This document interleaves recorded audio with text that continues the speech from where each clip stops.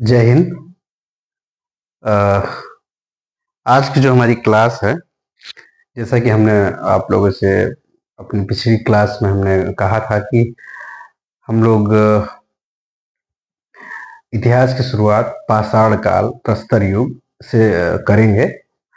उस संदर्भ में हम लोग आज बात करने वाले हैं। कल की जो हमारी क्लास थी वो क्लास ये थी कि इतिहास को समझने के लिए जो स्रोतों की जो सोर्सेस की आवश्यकता होती है, उन सोर्सेस पे हम लोगों ने चर्चा किया था, जिसे हम लोग तीन शॉर्ट में हम लोग बात किए थे कि प्राचीन इतिहास को समझने के लिए हमें तीन स्रोतों की आवश्यकता होती है।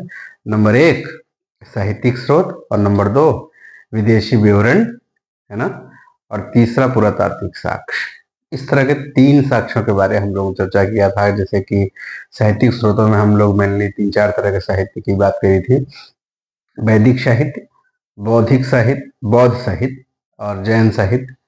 उसके बाद उसी में कुछ जो ऐतिहासिक साक्ष्य जो रहे हैं, जैसे कि राजा तरंगड़ी कल्हड़ द्वारा विरचित, है ना, मुद्रा राक्षस विशाख दत्त और चंद्रवरदाई की पृथ्वीराज राशो, है ना, इन सब चीजों पर हम लोगों ने डिस्कस किया था। तो आज हम लोग जो अब हमारा जो शुरुआत होगी इतिहास की, वह असली शुरुआत आज से होगी। आज हम लोग चर्चा करेंगे इतिहास को। देखो, ये ऐसा कोई मैंडेटरी नहीं है कि इतिहास को इसी तरीके से तीन भाग में हम डिवाइड करेंगे। ये हम अध्ययन की सुविधा के दृष्टिकोण से, हमें समझने में आसानी हो, इतिहास का जो कलेवर क्या है, उसका जो नेचर क्या है, उसकी प्रकृति क्या है, उसे समझने में आसानी हो, इस संदर्भ में हम लोग इसे तीन भागों में बांटेंगे। इतिहास को तीन भागों में हम लोग सुविधा के दृष्टिकोण से बांटते हैं। नंबर वन प्राग ऐतिहासिक, नंबर टू आद्य ऐतिहासिक, नंबर थ्री ऐतिहासिक। अब समझना यह जरूरी है कि प्राग ऐतिहासिक क्या है, आद्य ऐतिहासिक क्या है, ऐतिहासिक क्या है। प्राग ऐतिहासिक का मतलब होता है जिसमें ना तो कुछ लिखा गया हो और ना ही कुछ पढ़ा गया हो। आद्य ऐतिहासिक का मतलब क्या हुआ? जिसमें कुछ ना लिखा गया हो और जिसमें कुछ ना पढ़ा गया हो, है ना।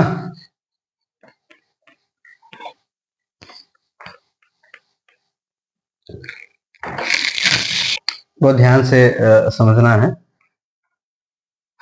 इतिहास को हम तीन भागों में विभाजित करेंगे, है ना। देखिए, अगर बहुत ज्यादा स्पष्ट दिखाई नहीं पड़ रहा हो तो ज्यादा गुस्सा न करें। इतना हम आसानी से बोलेंगे कि मुझे विश्वास है कि आपको पूरा कंठस्थ हो जाएगा। तो इतिहास को हमने तीन भाग में विभाजित किया: प्राग ऐतिहासिक, कौन सा? प्राग ऐतिहासिक, प्राग ऐतिहासिक, ऐतिहासिक। अब इसे समझते हैं, प्राग ऐतिहासिक क्या है। प्राग ऐतिहासिक का मतलब होता है जिसमें ना कुछ लिखा गया हो, ना कुछ लिखा गया हो और ना कुछ पढ़ा गया हो। अच्छा, जब लिखा ही नहीं जाएगा तो पढ़ा क्या जाएगा? खाक, है ना। तो ना तो कुछ पढ़ा गया ना तो कुछ लिखा गया। तो अर्थात ये कह रहे हैं कि जितनी जो इतिहास के जो साक्ष्य के रूप में हमें जो चीजें मिल रही हैं, वो क्या हो सकते हैं? खुदाई से जितनी भी चीजें मिलेगी, है ना, वो क्या हो सकता है? बर्तन हो सकता है, हड्डियां हो सकती हैं, खिलौने हो सकते हैं, है ना, और कुछ जो सड़े गले अवशेष हो सकते हैं उसका कालीन, उस काल के। उसके आधार पे हम विश्लेषण करेंगे कि यह इतना पुराना है, और अगर ये इसका जो मैचिंग जो काल ड्यूरेशन है वो मैच करेगा तो हम बोलेंगे ये इस संदर्भ से संबंधित है। ठीक है। तो हमने देखा कि प्राग ऐतिहासिक काल में ना तो कोई चीजें लिखी गई और नहीं। अब देखो, समझदारी की बात यह है कि प्राग ऐतिहासिक काल को ना दो भाग में हम विभाजित कर सकते हैं। नंबर एक पाषाण काल, कौन सा? पाषाण काल। और दूसरा धातु काल, धातु काल, धातु काल, है ना। अच्छा, ये बताओ पाषाण काल और धातु काल का क्या मतलब हुआ? मतलब ये हुआ कि इन दोनों कालों में, प्रागैतिहासिक काल को दो भागों में हमने विभाजित किया। ये सिर्फ समझ रहे हैं आप, है ना। पाषाण काल और धातु काल, अर्थात पाषाण काल में सिर्फ पत्थरों के उपयोग हुआ करते थे, इसीलिए उसे पाषाण काल कह दिया। मतलब ज्यादातर मानव जो होते थे वो पत्थरों का उपयोग करते थे। अच्छा, एक बात थोड़ी सी समझना बहुत जरूरी है पाषाण काल प्रारंभिक काल माना जाता है। रामशरण शर्मा, प्रोफेसर रामशरण शर्मा की एक किताब है प्रारंभिक भारत का इतिहास। उस किताब में उन्होंने लिखा है कि प्रारंभ में मानव घुमक्कड़ी प्रवृत्ति का था, घुमक्कड़ी था, यायावर है ना, ऐसे घूमता रहता था और ग्रुप में वो शिकार करता था। अभी वो खाना पकाने पानी जैसी कोई चीजों पे फोकस नहीं कर रहा है वो, है ना। तो इस तरह की चीजों पे अभी हम लोग बात कर रहे हैं। अच्छा, ये जैसे ही खत्म होगा ये टॉपिक, उसके बाद हम ना 5 मिनट और आपका लेंगे। इस शायद इस क्लास में नहीं या अगले क्लास शुरू करने से पूर्व हम इसको 2 भाग में डिवाइड करेंगे इस क्लास को, क्योंकि एक क्लास में करेंगे तो शायद बहुत ज्यादा हो जाएगा, इसलिए हम इसे शायद कोशिश करेंगे कि 2 क्लास करें, है ना। अगर हम एक में होगा तो थोड़ा जल्दी हो जाएगा, तो 2 क्लास में या इसे एक क्लास में ही खत्म करें। देख लो जैसे आप लोग बताएं, मैं कमेंट करें। अच्छा, मैं ये कह रहा था कि पाषाण काल और धातु काल। पाषाण काल मतलब पत्थर, पाषाण मतलब पत्थर, स्टोन, स्टोन एज, जिसको इंग्लिश में स्टोन एज भी बोलते हैं। तो पाषाण काल और धातु काल। धातु काल मतलब कि जिसमें धातुओं का प्रयोग, मतलब पहले पाषाण काल शुरू हुआ, है ना, फिर धातुओं का। और इसे संयुक्त रूप से कुछ लोग ऐसा पढ़ाते हैं और कुछ किताबों में, ज्यादातर किताबों में ऐसा मिलेगा कि ताम्र पाषाणिक काल। अब अच्छा, ऐसा हो गया कि ताम्र मतलब तांबे और पाषाण मतलब पाषाण और तांबे का जब उपयोग शुरू हो रहा हो, उस काल में जो जिन संस्कृतियों का उद्भव हुआ, विकास हुआ, उन संस्कृतियों को क्या बोलेंगे? ताम्र पाषाणिक काल। ठीक है। तो अभी हम लोग ने प्रागैतिहासिक काल में देखा कि ना तो कुछ इस टाइम में लिखा गया, ना कुछ पढ़ा गया। ऐसे युग को क्या बोलते हैं हम लोग? प्रस्तर युग या प्रागैतिहासिक काल, है ना। अब आप ये देखिए, यहाँ पे अब ये देखिए, अब हम लोगों ने देख लिया पहला प्रकार प्रागैतिहासिक। अब दूसरा जो प्रकार है आद्य ऐतिहासिक है। क्या है? आद्य ऐतिहासिक। आद्य ऐतिहासिक में हम लोग क्या देखेंगे? इसमें लिखा तो गया पर पढ़ा नहीं गया। लिखा तो गया पर पढ़ा नहीं गया। मतलब जहां लिखा गया, अब मान लीजिए मेरी एक बहन थी, तो जब वो छोटी थी तो कहती थी कि लेते तो हैं लिख हम, पर पढ़ नहीं पाते। तो वो उसका जो उस टाइम में वो किस इरा में थी? आद्य ऐतिहासिक काल में थी। अब कुछ भी हमने गोच दिया, है ना, ये लिख दिया, ये लिख दिया, ये लिख दिया, अब आप पढ़ो। मैं भी नहीं पढ़ पा रहा हूँ भाई, लिख तो दिया मैंने भी, है ना। अब इसे कुछ, है ना, हो सकता है कुछ उन लोगों ने लिखा होगा पर पढ़ा नहीं जा रहा है ना, तो कुछ जो लिखा, मतलब लिखा तो मिल रहा है पर पढ़ा नहीं गया। जैसे भीमबेटका भोपाल में है, गुफा है भीमबेटका, उस गुफा में कुछ लिखा गया है पर पढ़ा अभी तक नहीं गया है। तो जब लिखा जाए किंतु पढ़ा नहीं जा सका, ऐसे ही को क्या बोलेंगे? आद्य ऐतिहासिक काल। अब दूसरा, तो आद्य ऐतिहासिक काल में कौन आ जाएगा? आद्य मतलब देखो, अब हमने ये कहा कि जो हमने अभी बताया कि प्रस्तर युग या प्राग ऐतिहासिक काल, उस युग को हम बोलेंगे पाषाण काल, है ना। प्राग ऐतिहासिक या प्रस्तर युग को पाषाण काल बोलेंगे। आद्य ऐतिहासिक को हम बोलेंगे हड़प्पा सभ्यता। क्या बोलेंगे? हड़प्पा। ये हम सब डिटेल में चर्चा करेंगे, डोंट वरी। हड़प्पा सभ्यता। और जो अब हम बात करने वाले हैं ऐतिहासिक, इसका तीसरा भाग, इतिहास का देखिए जगह कम है इसलिए हम ऐसे कर रहे हैं। इसका तीसरा भाग क्या है? ऐतिहासिक। ऐतिहासिक काल में क्या हुआ? चीजें लिखी भी गई और पढ़ी भी गई, उसको हम पढ़ेंगे वैदिक काल। क्या पढ़ेंगे? वैदिक काल। समझ में आ रहा है कि नहीं? समझ में आ रहा होगा, डोंट वरी। अभी हम लोग ना इसको शॉर्ट में फिर से समझा देंगे। तो आप ऐसे कह सकते हैं कि एंशिएंट हिस्ट्री के अंतर्गत अब वैदिक काल के बाद जितनी भी चीजें हम पढ़ाएंगे वो सारे के सारे किसके अंतर्गत आएंगे? ऐतिहासिक काल के, क्योंकि उस टाइम में चीजें लिखी भी गई और चीजें पढ़ी भी गई। तो अब हमारा कहने का तात्पर्य यह है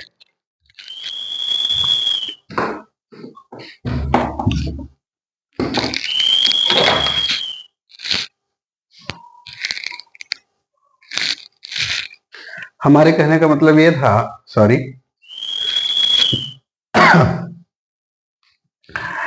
कि अभी जो हम लोग इतिहास के बारे में तीन इतिहास को अध्ययन के दृष्टिकोण से 3 भागों में हम लोगों ने विभाजित कर लिया। नंबर 1 प्रागैतिहासिक काल नंबर 2, आद्य ऐतिहासिक काल नंबर 3, ऐतिहासिक काल।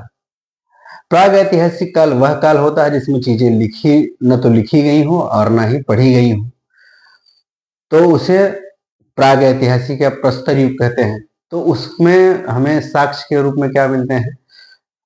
पत्थर के औजार, पत्थर के जितनी भी सारी चीजें हमें मिलेंगी सारी की सारी पत्थर की मिलेंगी या धातुओं की। धातुओं में क्या, किस धातु की?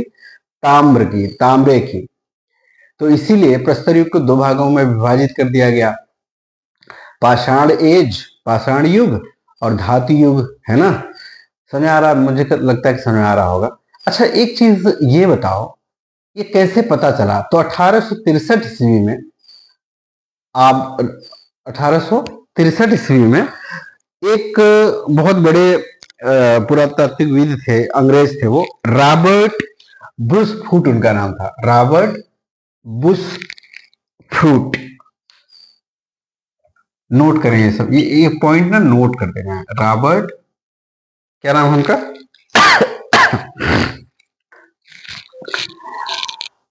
Robert Bruce Foote, Robert Bruce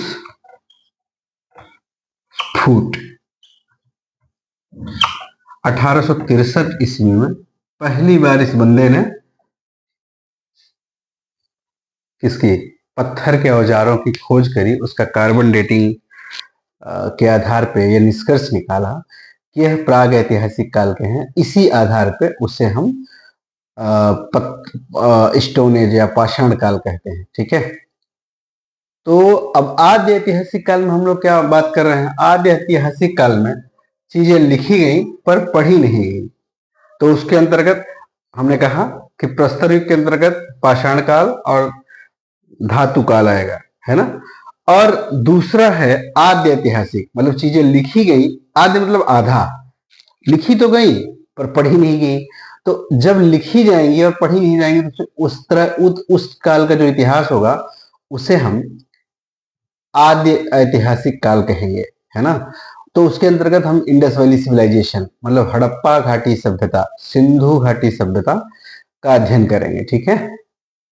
तीसरा है ऐतिहासिक काल, अर्थात इसमें चीजें, इस काल में चीजें लिखी भी गई और पढ़ी भी गई, तो उसे क्या बोलेंगे? ऐतिहासिक काल। जैसे वैदिक काल, वैदिक काल में बहुत सारे साहित्य लिखे गए, बहुत सारे लिटरेचर लिखे गए और उसका अध्ययन भी हो रहा है, पढ़ा भी गया है उसे, है ना।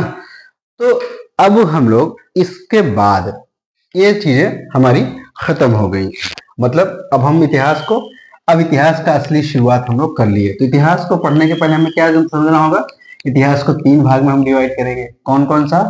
इतिहास, प्राग ऐतिहासिक, आद्य ऐतिहासिक और ऐतिहासिक। रट्टा मारते चलो। अब हम लोग पढ़ेंगे प्रस्तर युग, प्रस्तर युग, प्रस्तर युग। अब थोड़ा सा दिमाग लगाने वाली चीजें आने लग गई हैं, है ना। प्रस्तर युग, प्रस्तर युग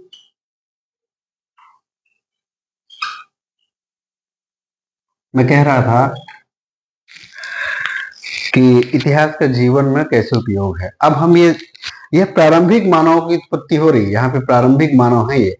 अब जब मानव जानवरों के रूप में रहा करते थे, पेड़ों वृक्षों पे उनका वास हुआ करता था, घुमक्कड़ी जीवन थे, ऐसे घूमते रहते थे, नंगे धड़ंगे, कोई कपड़े सपड़े नहीं पहनते थे, उस टाइम की बात। अभी जैसे क्या होता है कि हमें लगता है कि डायरेक्टली भगवान ने ऐसे ऐसे कपड़े वपड़े, शर्ट वर्ट पहना के, पूरा एकदम टाई वाई लगा के ऐसे लोग इंसानों को भेज दिया, ऐसा नहीं। धीरे धीरे विकास हुआ, है ना। डार्विन के सिद्धांत वगैरह, जो जो विकासात्मक थ्योरी है लिवेन हॉक की, है ना। तो उन सब चीजों के बारे में हम लोग बाद में देखेंगे, विकासात्मक थ्योरी के बारे में हम लोग अध्ययन करेंगे। तो उसी क्रम में इंसान का जो है, पहले जानवरों के रूप में चलता रहा, फिर वो 2 पैरों पे आया, फिर वो, है ना, इस तरह से उसका विकास होता चला गया। हम लोग इसके बारे में, प्रारंभिक मानव की उत्पत्ति और विकास, दुनिया में सबसे पहले मानव की उत्पत्ति और विकास कहाँ हुआ, हम वो सब डिस्कस करेंगे। उसके लिए अलग से एक 10-15 मिनट का वीडियो हम बनाएंगे। कि देखो, एक चीज हमारे लिए बहुत इंपॉर्टेंट ये है, इसके बाद भी हम एक बार हिस्ट्री का फिर से क्लासेस वगैरह लेंगे। इसमें अभी हम क्या है कि एग्जाम है यूपीपीसीएस का, और बिहार पीसीएस का। तो उसमें वेटेज थोड़ा हिस्ट्री का ज्यादा होता है दोनों एग्जामिनेशन में। तो हमें जल्दी से ये सब खत्म भी करना है, इसलिए हमें थोड़ा एग्जाम को ख्याल में रखते हुए, ध्यान में रखते हुए एग्जाम ओरिएंटेड चीजें ज्यादा पढ़ानी पड़ रही हैं। हम इसके बाद भी वक्त अगर जैसे मुझे मिलता है तो हम लोग बहुत डिटेल में पढ़ेंगे, क्योंकि मेरा जो पर्पस है पढ़ाने का वह लोगों को सही सही जानकारी उपलब्ध कराना है, उनको जागरूक बनाना है। क्योंकि जब तक हम अपने इतिहास को, अपनी सभ्यता और संस्कृति को नहीं समझेंगे, तब तक हम अपना विकास नहीं कर सकते। वरना हम ऐसे बस सोचते रहेंगे कि नहीं यार, हमारा, हम तो सदैव से ऐसे पिछड़े ही रहे हैं, हम तो, हमारी तो कैपेसिटी यही है। जैसे हनुमान जी को अपनी शक्ति का एहसास ही नहीं था। जामवंत जी उन्हें अपनी, उनकी शक्ति का एहसास दिलाते हैं, तो वो फिर समुद्र को लांघ कर श्रीलंका मतलब जाते हैं और माता सीता का पता लगाते हैं, है ना। तो उसी तरीके से हमें अपने इतिहास को, अपने अतीत को जब तक हम नहीं समझेंगे, नहीं जानेंगे, तो हम बहुत बेहतर परफॉर्मेंस अपने लाइफ में और अपने देश के लिए, अपने समाज के लिए नहीं कर सकते। तो मेरा जो पर्पस है यही है कि हमें आपकी जड़ों तक पहुंचाना है ना। आपकी कैपेसिटी क्या है, आप क्या कर सकते हैं, आपने क्या क्या किया है, उन सब का चीजों के बारे में हम डिस्कस करेंगे। इसलिए मेरा उद्देश्य पढ़ाने का सिर्फ और सिर्फ यही है। तो आइए हम लोग फिर से बात करते हैं प्रस्तर युग। प्रस्तर युग को अब हम लोग बात करेंगे। इसको दो भागों में विशेषकर बांटा गया, है ना। प्रस्तर युग को दो भाग में हमने अभी बता दिया, बांटा गया। उसके बाद अभी हम लोग अब इसको तीन तरह से प्रस्तर युग को हम, जैसे कि शॉर्ट में हमने बताया था कि पाषाण काल और धातु काल। अब हम तीसरा जो हम शुरू करेंगे, प्रस्तर युग को तीन भाग में पुनः डिवाइड करेंगे। पाषाण काल,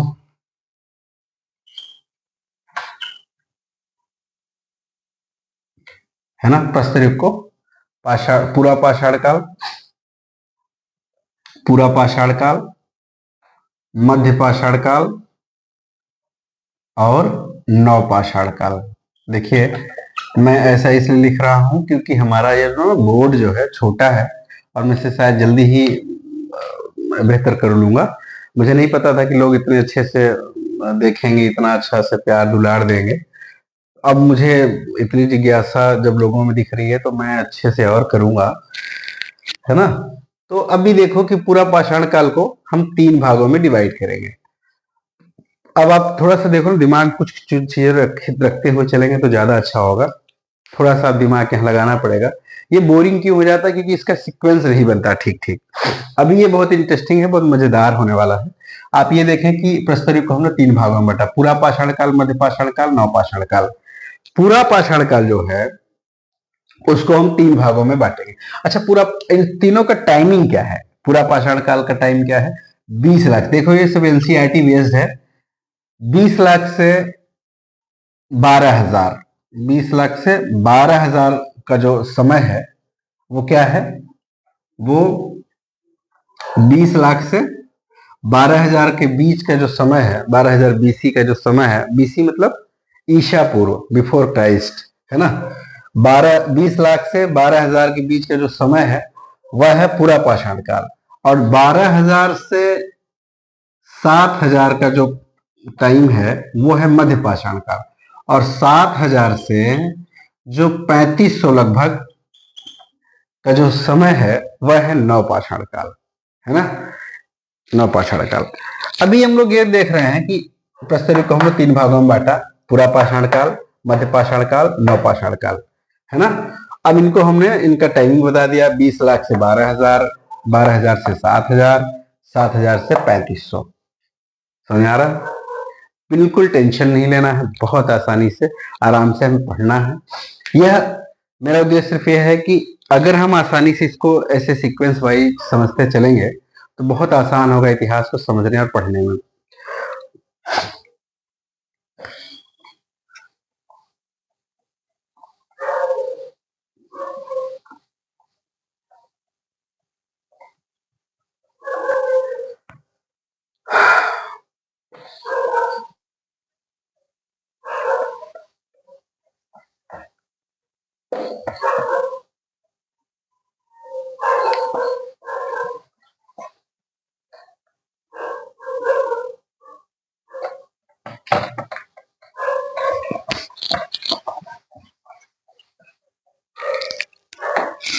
और एक चीज देखें, अब हम लोग पूरा पाषाण काल को 3 भाग में डिवाइड करेंगे, है ना। जैसा कि पूरा पाषाण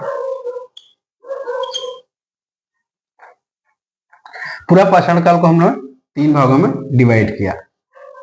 निम्न पाषाण काल,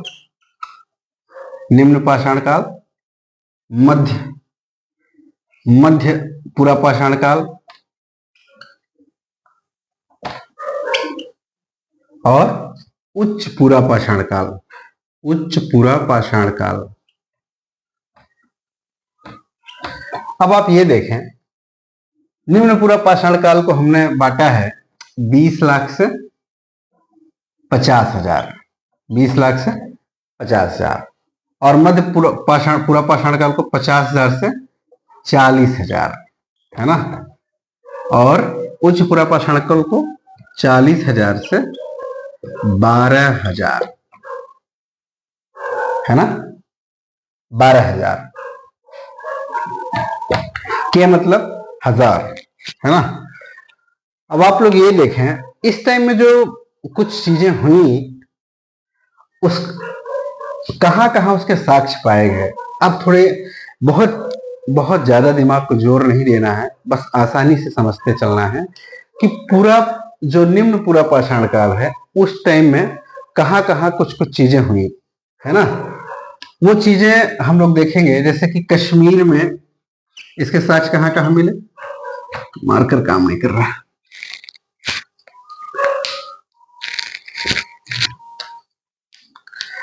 कश्मीर में, है ना। कश्मीर का एक जगह है बुर्ज होम, क्या बुर्ज होम, यहां पे साक्ष्य पाए गए। और बेलन घाटी कहाँ है, उत्तर प्रदेश, बेलन घाटी उत्तर प्रदेश, बेलन घाटी सॉरी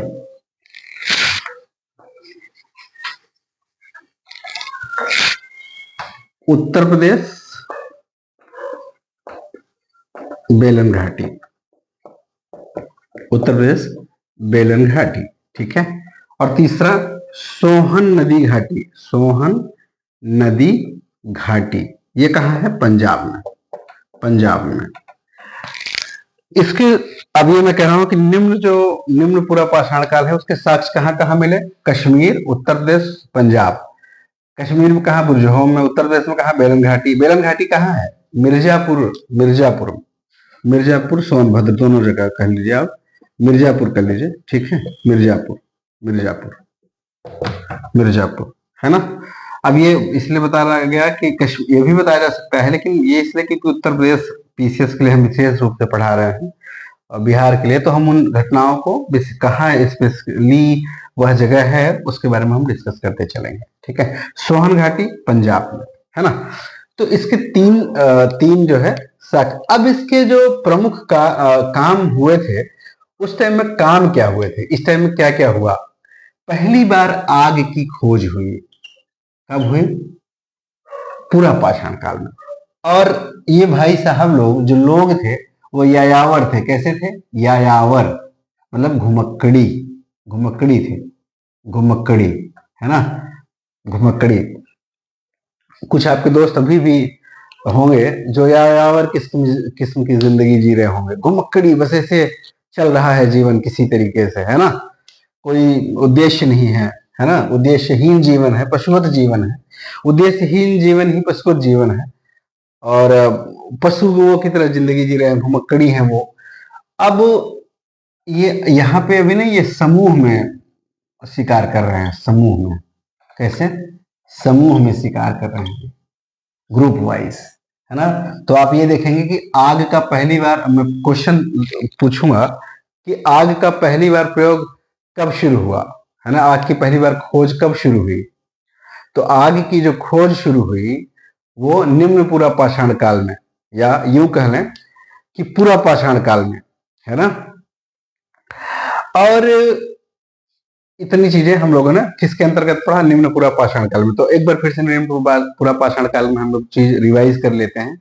निम्न पूरा पाषाण काल का जो समय काल है 50,000 से 20 लाख से 50,000 काल है, और इस काल में आग की पहली बार खोज हुई, लोग घुमक्कड़ी थे, समूह में शिकार करते थे, है ना। इसके 3-4 जगह साक्ष्य पाए गए।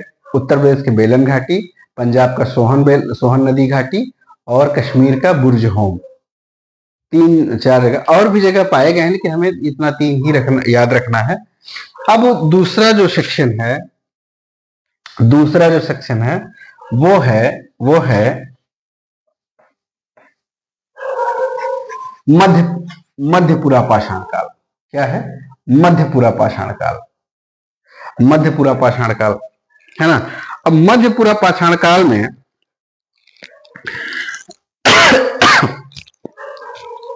मध्यपुरा पाषाण काल में क्या हुआ?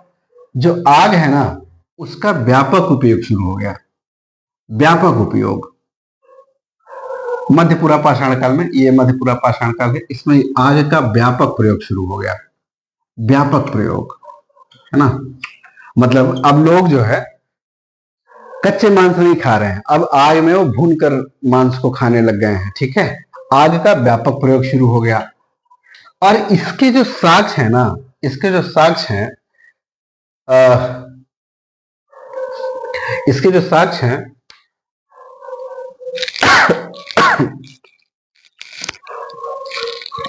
पूरा पाषाणकालीन जो साक्ष्य हैं वो इसके बारे में हम लोग डिस्कस कर लिया। अब मध्य पाषाणकालीन जो है, मध्यपुरा पाषाणकालीन है, इनके जो पुरातात्विक स्थल प्राप्त हुए हैं, नेवासा महाराष्ट्र, बीजापुर महाराष्ट्र और उत्तर प्रदेश की बेलन घाटी, 3 जगह पे इसके साक्ष्य प्राप्त हुए हैं। मिर्जापुर, नेवासा और उड़ीसा, नेवासा महाराष्ट्र, हाँ, और उड़ीसा और बेलन घाटी उत्तर प्रदेश, 3 जगह इसके प्रमुख साक्ष्य मिले हैं। अच्छा, एक चीज इसमें बटिकास्म उद्योग, एक वर्ड है बटिकास्म उद्योग। थोड़ा सा ना मजाक जैसा लग रहा है ना कि उद्योग कैसा। देखो, ये इतिहास का हम लोग जब अध्ययन कर रहे होते हैं तो बहुत सारी चीजों को शब्दों के द्वारा उसे ना सुधारने की कोशिश करते हैं। अब बटिकास्म उद्योग का मतलब हुआ कि गोले जो पत्थर हुआ करते थे, गोले पत्थरों से औजार बनाए जाने लगे, है ना। औजार बनाए जाने लगे, बहुत व्यापक तौर पे बनाए जाने लगे, इसलिए उसे बटिकास्म उद्योग जैसा कुछ नहीं था कि व्यापार व्यापार शुरू हो गया, ऐसी कोई बात नहीं थी। पर एक इतिहास में एक खूबी यह है कि इतिहास को खूबसूरत, इतिहास के साहित्य को, इतिहास को समझने के लिए थोड़ा खूबसूरती लाने के लिए उसमें कुछ शब्दों के हम लोग जाल बिछाते हैं। वही बटिकास्म उद्योग है, जिसके अंतर्गत अब वहां गोले जो पत्थर हुआ करते थे उनसे औजार आसानी से बनाए जाते थे, इसलिए उसे बटिकास्म उद्योग भी का व्यापक प्रयोग शुरू हो गया उस टाइम के अंदर। अब जो है, जो औजार बन रहे थे, अब फलक, वेदनी, है ना, और छेदनी, खुरचनी, इस तरह के औजारों का उपयोग शुरू हो गया। फलक, वेदनी, छेदनी और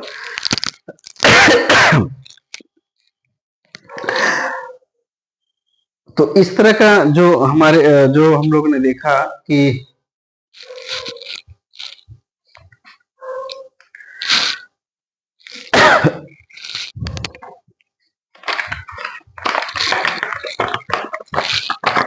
सॉरी,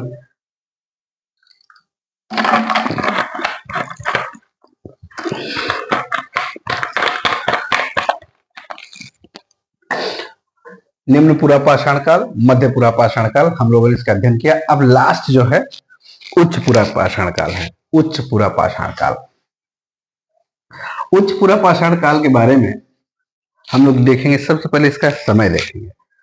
इसका समय है 40,000 से 12,000 का, है ना। 40,000 से 12,000 समय का जो समय है वह है उच्चपुरा पाषाण काल, है ना। इस काल की 2 प्रमुख विशेषताएं रही हैं। एक तो चकमक उद्योग, है ना, चकमक उद्योग, और आधुनिक मानव का उदय, होमोसेपियंस। इसी काल में आधुनिक मानव मतलब विवेकशील वाले मानव का विकास शुरू हो गया, है ना।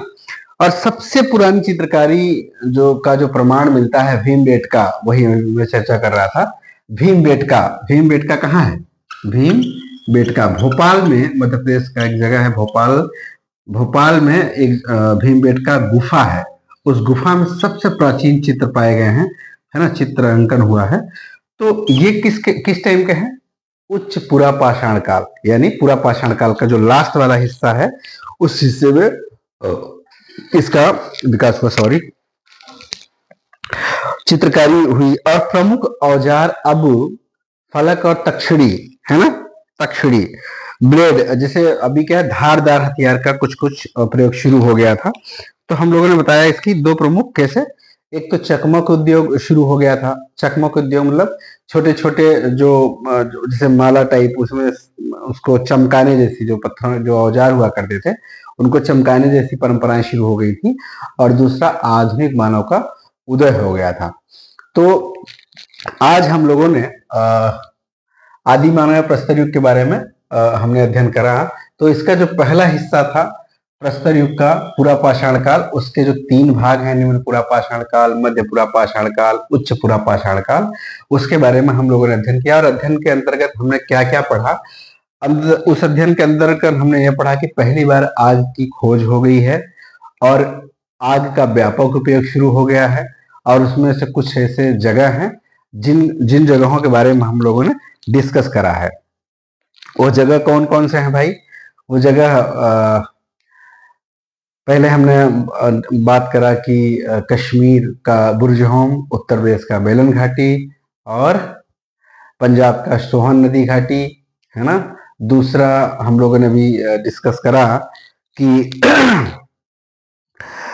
मिर्जापुर उत्तर प्रदेश, नेवासा महाराष्ट्र, और उड़ीसा के कुछ जगह हैं, है ना, उसके बारे में हम लोग। फिर जो लास्ट वाला हमने अध्ययन करा अभी, उच्च पुरा पाषाण काल, इसके जो साक्ष्य पाए गए इनाम गांव, बीजापुर और उत्तर प्रदेश के बेलन घाटी। तो आप ये देखेंगे कि इस पूरे यात्रा के दौरान बेलन घाटी में तीनों टाइम के साक्ष्य प्राप्त हुए हैं। ठीक है, तो आज की क्लास हम लोग इतना ही, और नेक्स्ट क्लास हम लोग खत्म करेंगे प्रस्तर युग। उसमें भी हमें दो चीजें बतानी है, जैसे कि मध्य पाषाण काल, नव पाषाण काल। ये बहुत इंपॉर्टेंट है, इसमें इन सेक्शन से, या मैं ये कहूँ कि इनमें से हर एग्जाम में 1-2 क्वेश्चंस आने ही आने हैं। तो इसलिए हम लोग अभी नेक्स्ट जो क्लास करेंगे, ये वाला मध्य पाषाण काल और नव पाषाण काल नेक्स्ट क्लास में हम पूरा करेंगे। तब तक ले जय हिंद।